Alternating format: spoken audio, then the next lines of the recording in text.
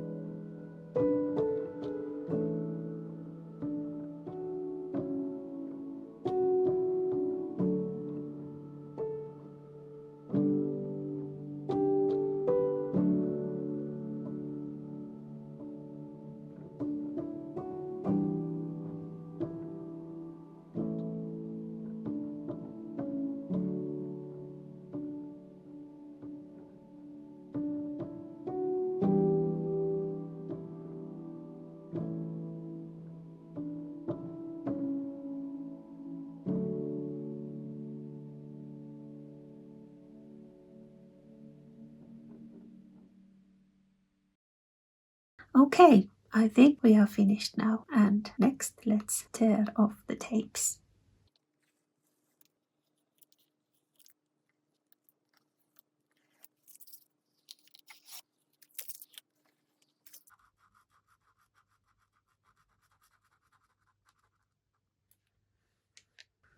This was so much fun, and I loved every minute of this. And it was a nice way to start the winter art journalings. Even if you don't have time to do a full art journal spread, this is a very nice way to relax with art. But yes, until next time, kiitos katsomisesta ja oikein mukavaa viikkoa kaikille.